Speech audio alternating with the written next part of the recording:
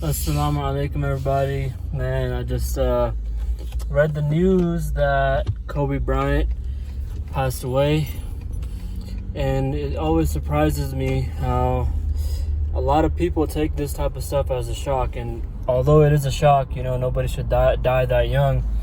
That's a sad reality that we all have to deal with, right?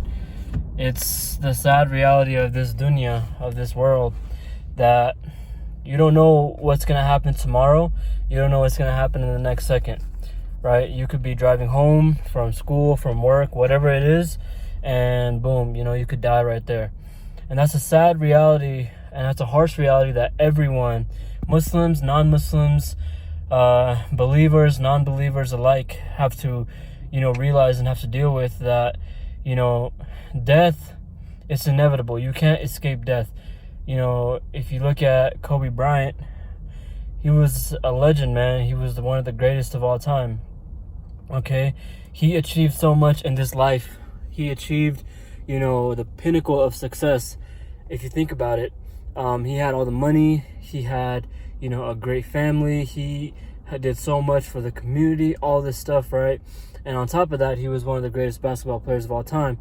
But he couldn't, do anything to escape his fate. His death was written.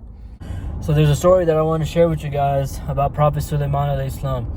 And Sulaiman alayhi salam is one of my favorite prophets, but this story in general, it just shakes me, man, because it really shows us that we really don't have control over anything in this life, So the story is this. Sulaiman alayhi salam, one day he was sitting with his companions, and the angel of death happened to come and sit down right there, and he was staring at this guy next to Prophet Sulaiman alayhi salam, and that guy got really scared. He didn't know that this was the angel of death, and so he got really scared. He's like, why is this guy just staring at me like this? And the angel of death gets up and he leaves. And so the guy asked Prophet Sulaiman alayhi salam, he's like, who was that guy that was staring at me like that? He really creeped me out. And Sulaiman alayhi salam was like, that was the angel of death. So this guy gets really scared. He's like, man,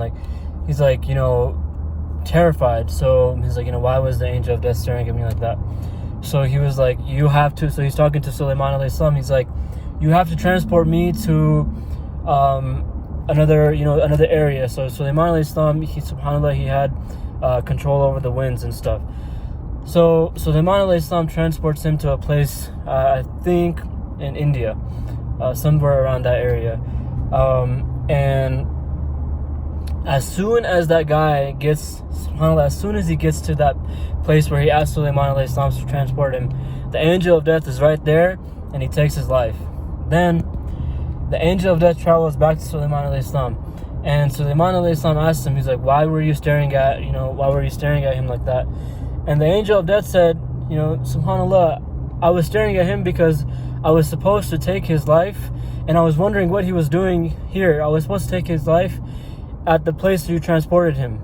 So his time and his place was written already, and the angel of death was just waiting to take his life there. The only thing was he wasn't at that place, and subhanAllah, with Allah's will, that guy, as soon as it's his time, as soon as he's supposed to leave this dunya, he's at the right place at the right time, and this angel of death takes his life.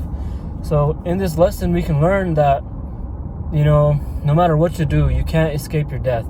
So really, as individuals in this society that we're living in, we all try to control our lives. We all try to achieve great things, and it's great. We should always strive to be the best versions of ourselves, but we should always remember, no matter what we're doing, if you're doing something wrong in your life, if you're not being the best Muslim that you can be, then you need to do something. You need to make a change, because at the end of the day, your death, your time and place is written, and you have to remember that.